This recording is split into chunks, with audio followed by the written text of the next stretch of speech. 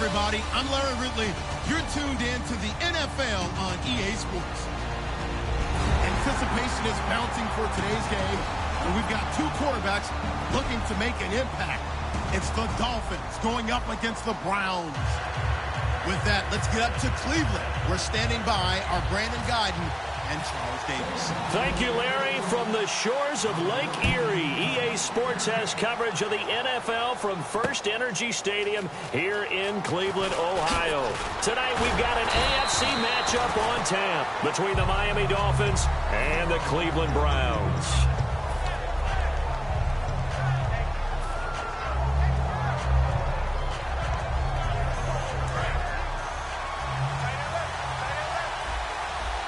So the D-line's going to spread out. Now a first down throw, Tannehill. To the right side, and he's got Landry complete.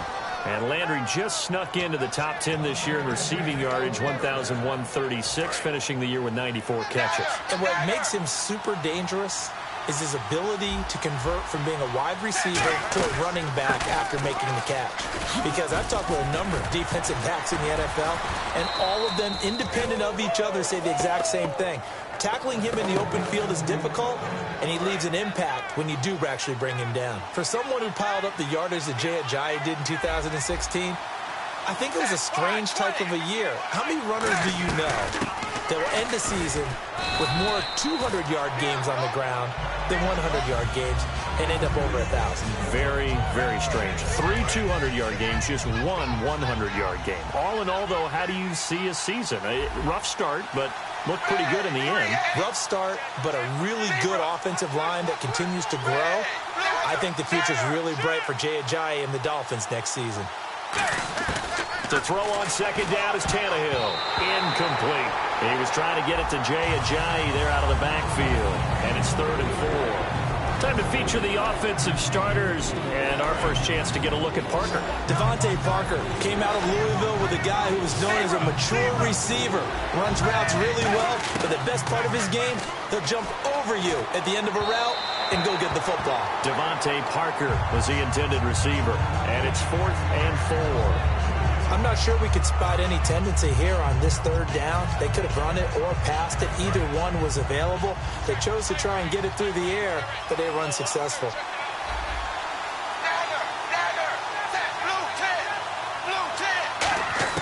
On 4th down, Tannehill. And this is caught. He hits Landry. 19 yards there on the pickup. And they're able to pick up the conversion here on 4th down. Well, partner, when you ask anyone other than your QB to throw the ball, you must have a lot of confidence or you think you're really going to fake them out. And it looks like they did exactly that. Yeah, going deep in the playbook and a great grab on the other end. And here's the starting crew defensively for Cleveland. You have to love Jamie Collins. You can use him just about anywhere on the defense. Inside linebacker, outside linebacker, defensive end. He might even play a little bit of safety if you give him the chance. Tannehill, and Cameron has it over the middle. That catch good for 5. It's 3rd down. 8th play of this opening drive coming up. This is 3rd down. When you execute a drag or a crossing route really well and give them a chance to let it develop a little bit, you can gain some significant yardage hitting your tight end on that one. And no escaping this time as he'll go down. They got him for a sack. They've been moving the ball well offensively, really getting into a groove. Last play, pass completion. Now, finally, the defense gets there. And you have to find a way to disrupt their rhythm. Do you do it with coverage, or do you do it with pressure? They elected to go with pressure, and it was the right call. So they come into enemy territory. Nice drive to start the game, but they probably wanted 6. They only got 3. I agree with you totally. That's the expectation. When you get the ball and you start moving it and you're rolling, you think you're going to end up in the end zone. But they should be happy with the 3. A good way to get things going here in this game.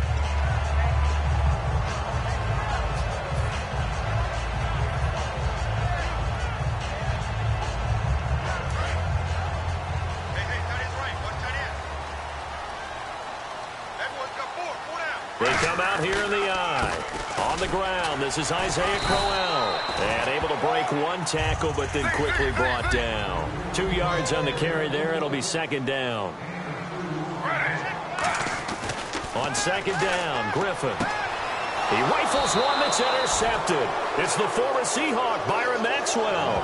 And his guys are going to take over at the 39-yard line. Out comes the Miami offensive unit now. They get set to take over. And they split the uprights last time for 3. They've got the lead. They're not going to play this conservative. They're not hoping for another field goal. They're hoping for a touchdown. I'm with you on that one. I like where your head is. I like the way you're thinking because you're exactly right. Trying to sit on a lead and play that way, that doesn't work too well for most teams. Run your offense. Run what you do best. Exactly. Put it all the way down and try and increase your lead in a big way. And the best way to do it, touchdowns.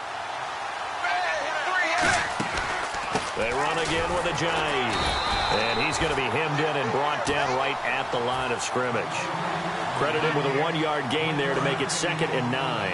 A 1-yard gain can look like a disaster, but it all depends on how the game is going. Is it a series of 1-yard gains running the ball? If that's the case, you might have to start thinking about throwing it a little bit more. But if it's just the occasional 1-yard run, hey, congratulations to the defense. They won that one. Come back and get them the next time. Brandon, so many times we see the crossing route start as a quick hitter, but in this play, he had time in the pocket and waited for him to clear going across. Throwing on 3rd down, Tannehill. That's complete right around the 8. And down inside the 10 here before he's out of bounds right around the 7. A gain of 4 on the play, and that's going to make it 4th down. They didn't get the first down, but I have to say I do like the call. I like what they were trying to do. Try and hit your receiver on the run and see if he can pick it up. Keep it on his feet, get a little rack yardage. Yeah, but a nice job defensively to get to him and keep him short of the first.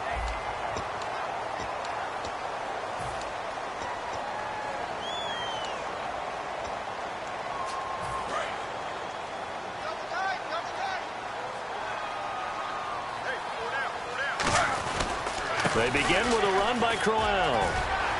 And able to get this one out just shy of the 25 at the 24. There's no sense of dancing around it. Not a lot of bright spots to talk about in Cleveland this year. But I think Isaiah Crowell, the running back, he's a guy we got to keep an eye on in the future. Short of 1,000 yards, but it's hard for him to get enough carries to get there. Yeah, but he was healthy, started all 16 games. Coach Hugh Jackson, though, said it was his goal to get him to 1,000. You're right, though, just shy of that at 952. Well, coaches always talk about finding balance on offense. I don't think you can get much more balance than this. Big-time run, big-time pass. A 1-2 combination. Looked pretty good. How about that? Let's see if they can continue to take that kind of a punch, though. And he'll just throw this one over in the way of the security crew. Incomplete here. Let's look ahead for a quick minute. We don't have the schedules yet for next year, but what we do have are the 5 international games that will be played, 4 in London and then 1 again in Mexico, Jacksonville, Baltimore, Miami, New Orleans, Cleveland, Minnesota, Rams, and Arizona. Those in London, and then Mexico's going to get a great game. The Raiders and New England. Yeah, you're exactly right. And just think about the ones in London. Remember, they're splitting them between the 2 different stadiums in London, so they get a different flavor in all these places. In Mexico, for the 2nd straight year, the Raiders are coming to town. That should be a whole lot of fun. Should be a ton of fun and a very good matchup. That one goes for 13 yards, and it moves the sticks. And Brandon, from our time in college football, where receivers weren't running the traditional NFL route tree, one thing they did learn, find open areas, find soft spots, and set up and catch the ball. And I think we just saw that there. Yeah, we saw that indeed, picking up the first. Flush to his right. Over the middle, the catch by Coleman. Now hold everything here. We're going to get a timeout by the offense. That's their 2nd, so they'll have 1 remaining here in this 2nd quarter. We'll be right back. And the offense lining up 1st and 10.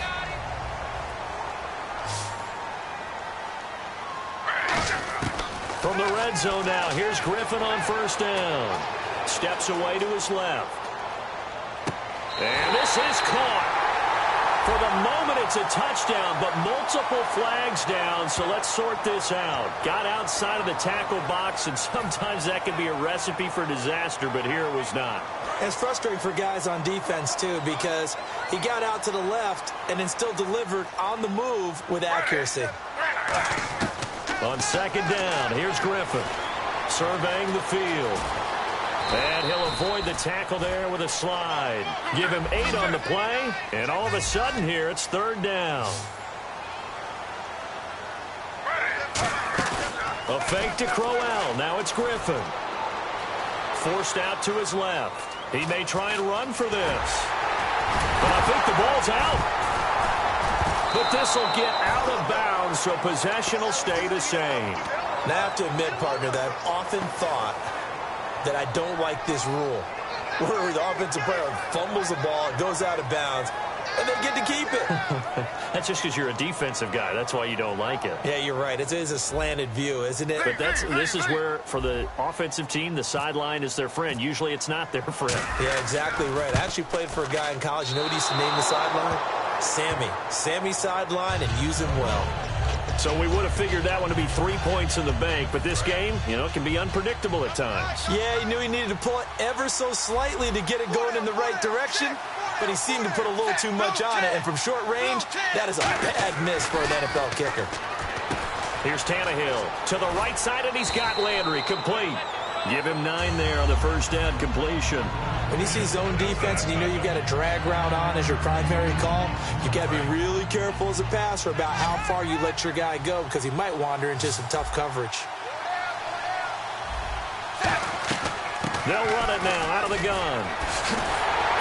And he'll get it up to the 33-yard line. 5 yards is the pickup there as that extends this drive. 2nd and 1 and people want to run the football. This is where every back in the league is supposed to do exactly what we just saw there. Pick up the first down. Now a first down throw. Tannehill. He's going to hit his man out of the backfield. Complete. And he'll be brought down right around the 37. A minute 58 to go in this first half of play. More from Cleveland after this.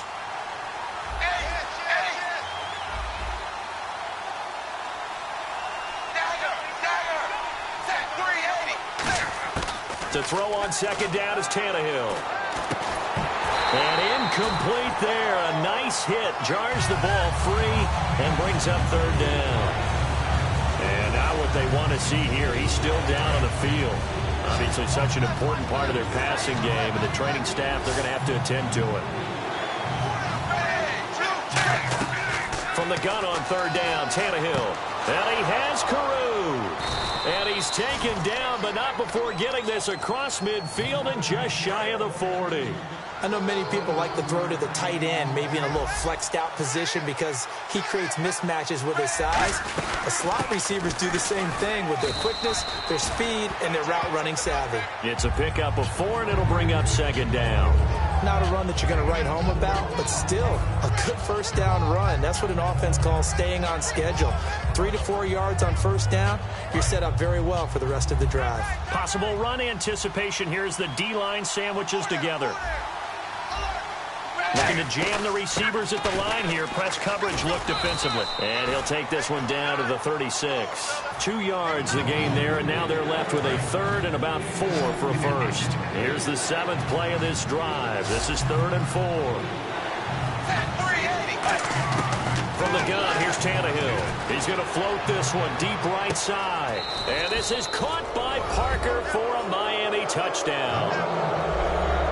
Devontae Parker, 35 yards. And the Dolphins add on to their lead. And that'll give them a 2-score lead here, but I'm looking ahead. They just want to hold it for the final moments here in the second quarter. They don't want to give up anything on the other side. No, not at all, because if they don't, it almost had the feel of an imposing their will score. And right now, they want to make sure they keep that and carry it into the second half. This is taken near the 13. And a nice return sets him up pretty good here at the 30-yard line. And as the Cleveland Browns come back out onto the field, they'll get going again on offense here in a second. But 1-15 this last year. And it's a franchise that since moving back to Cleveland in '99 has only been to the playoffs 1 time. Hard to believe, right? Just 2 winning seasons in that time frame only 2 as well. But I think there's optimism to be had here in Cleveland. I think that the fans, it's tough for them to see it after another 1-15 season. But I think that they have a plan in place to move this franchise forward.